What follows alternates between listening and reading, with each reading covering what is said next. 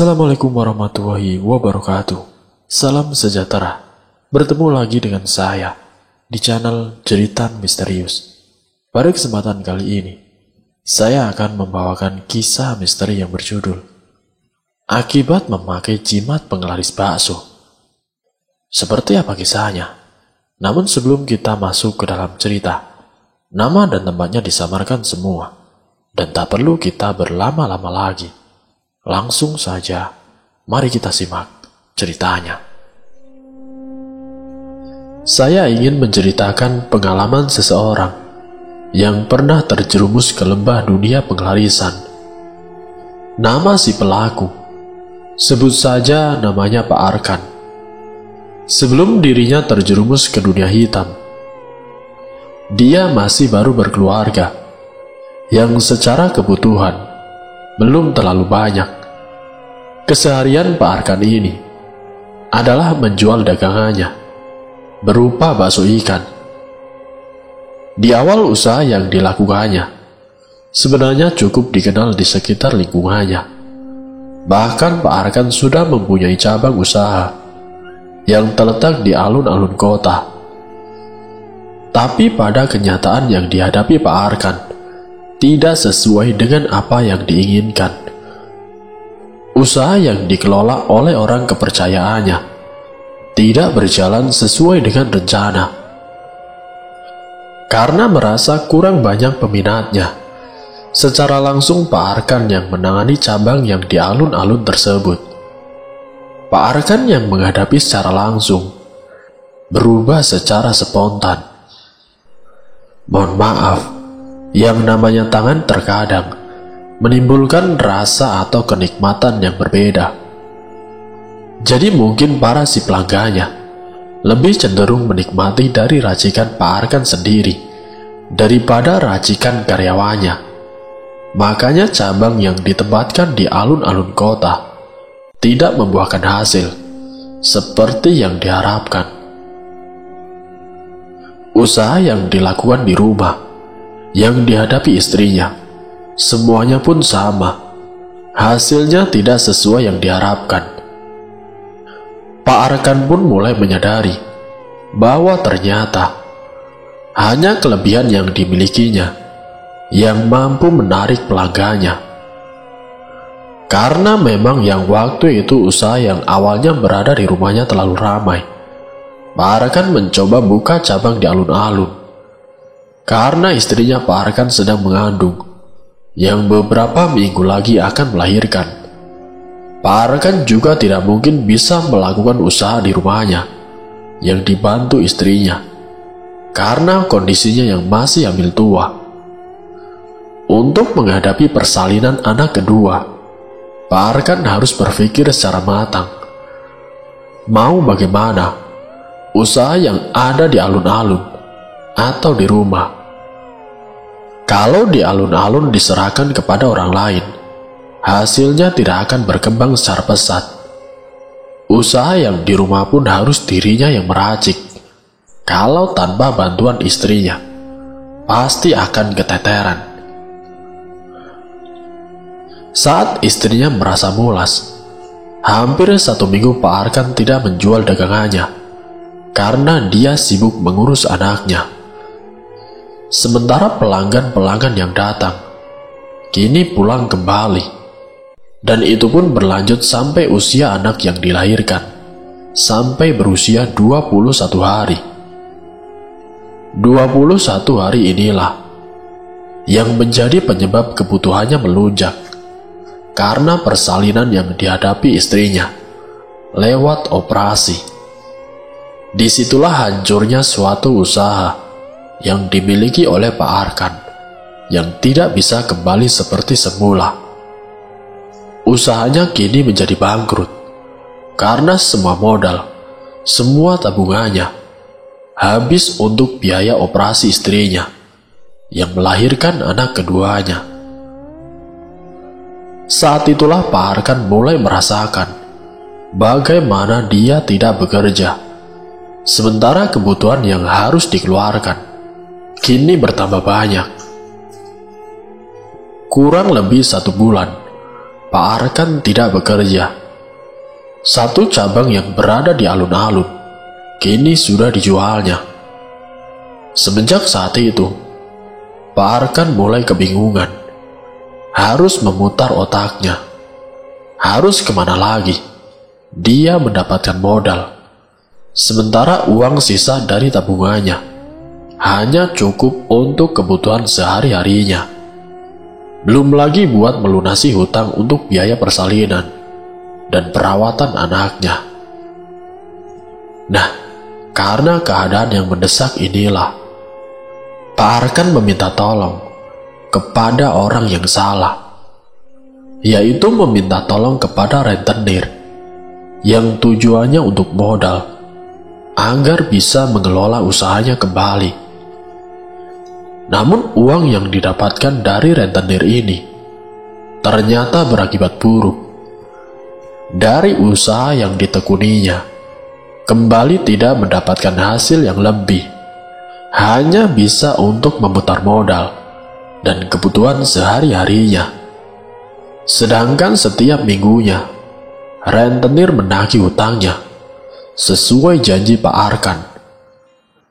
Pendapatan selama 1 minggu hanya pas-pasan, sementara angsuran kalau ditunggak terus-menerus pasti ada bunganya, dan itu pun bunganya sangat besar. 1 minggu 2 minggu terjadi, sampai hampir 3 bulan lamanya. Pak Arkan tidak bisa mengansur angsurannya yang seharusnya dilakukan berdasarkan tanggal. Pak Arkan selalu mundur. Pak Arkan semakin kebingungan.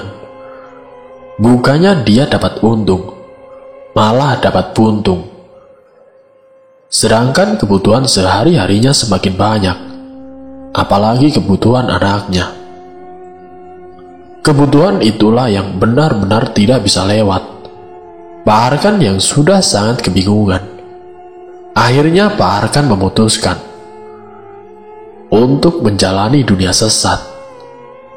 Pak Arkan mencari salah satu orang pintar yang bisa membantu dirinya melunasi semua hutang-hutangnya dan mencukupi kebutuhannya.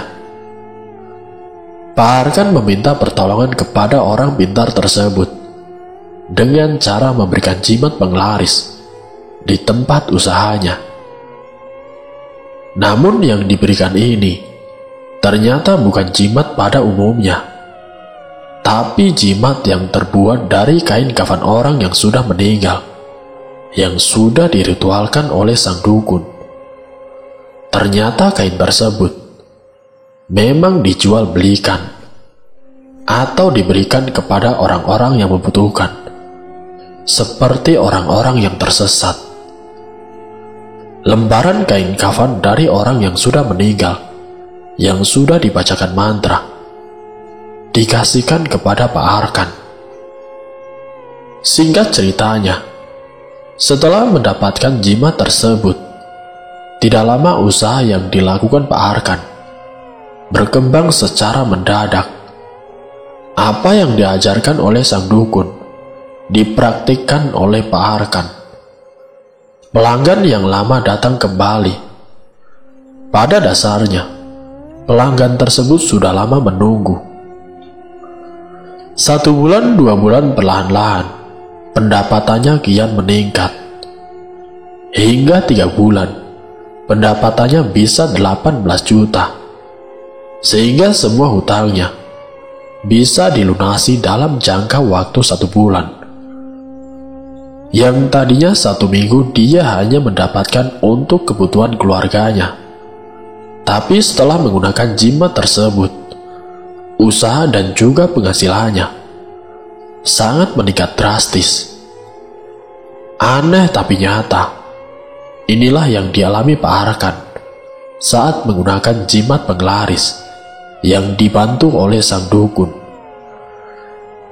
Jimat yang menggunakan kain kafan yang harus ditaruh di antara tempat dagangannya, entah itu di dalam panci masakan atau di keranjang bawah tempat baksonya, entah itu di atas, di mana jimat harus ada.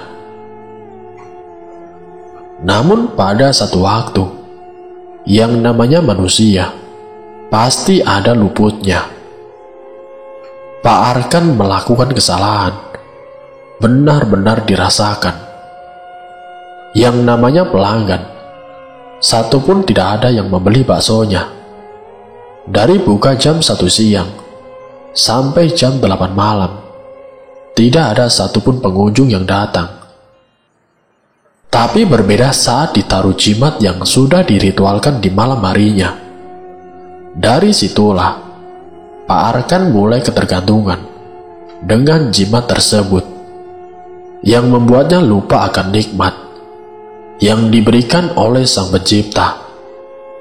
Jiwa dan hati juga seluruh tubuhnya sudah bergantung pada jimat tersebut.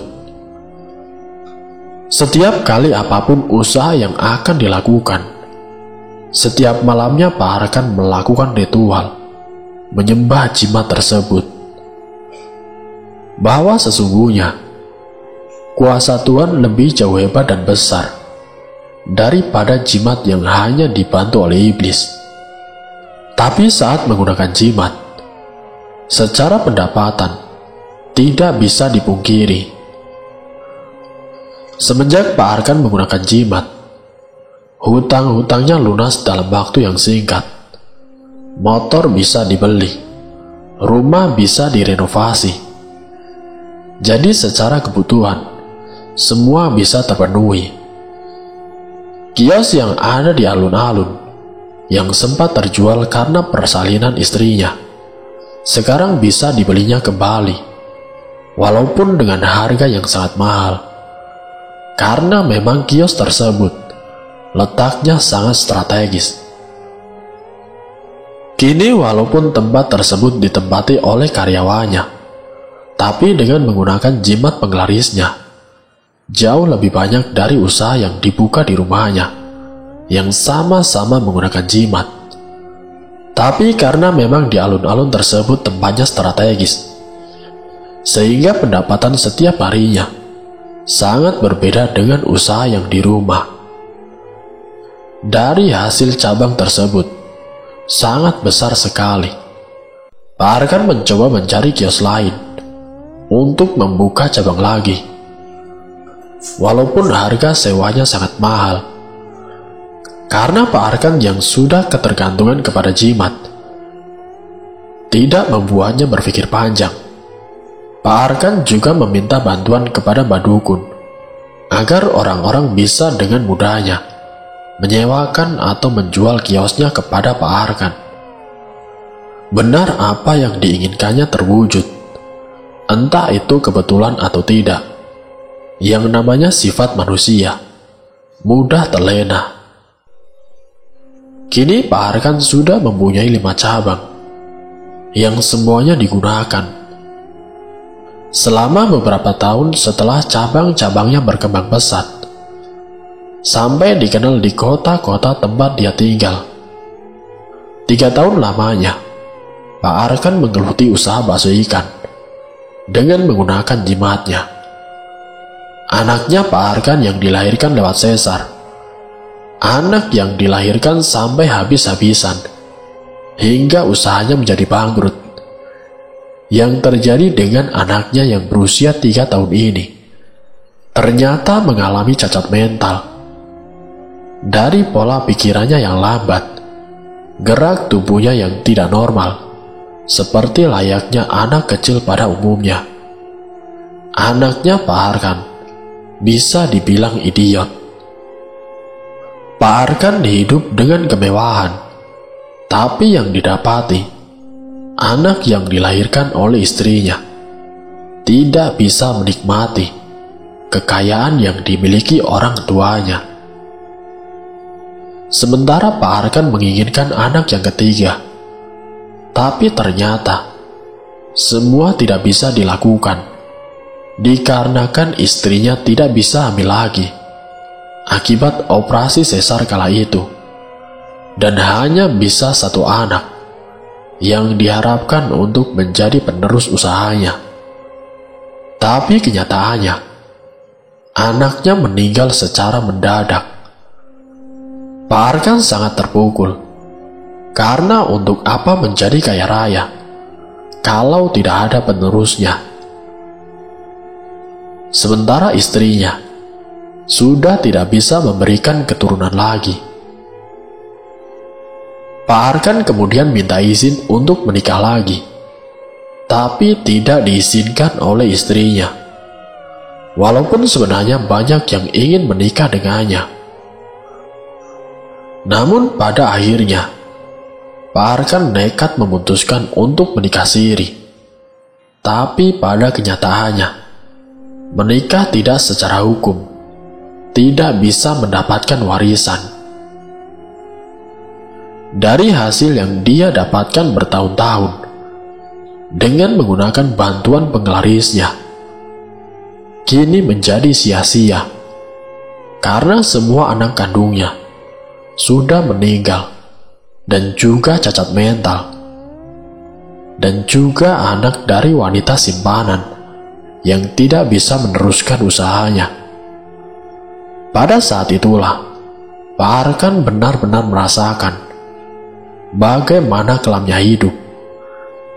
Ternyata hidup hanya bersifat sementara. Pak Arkan sudah merasa lelah. Dia pun sudah tidak lagi rutin melakukan ritual pada jimatnya. Kini secara pendapatannya menjadi turun drastis, karena sudah tidak menggunakan jimat yang biasanya ditempatkan di cabang-cabangnya. Pak Arkan sudah merasa jenuh, merasa hidupnya tidak ada gunanya lagi. Apa yang dilakukannya ternyata berimbas pada kematian anaknya, dan juga menjadi cacat mental pada anaknya. Tahun ke tahun dia harus menutup cabangnya, dan yang tersisa hanyalah cabang yang ada di alun-alun kota. Pak Arkan mencoba meminta bantuan ke dukun agar jimat itu berfungsi lagi. Mungkin perjanjian dengan iblis yang waktu itu harus diberikan setiap malam, Pak Arkan telah lalai. Karena kalau ingin usahanya lancar, Pak Arkan harus rajin ritual. Akhirnya dari kelalaiannya itu berdampak pada anaknya yang meninggal dan cacat mental.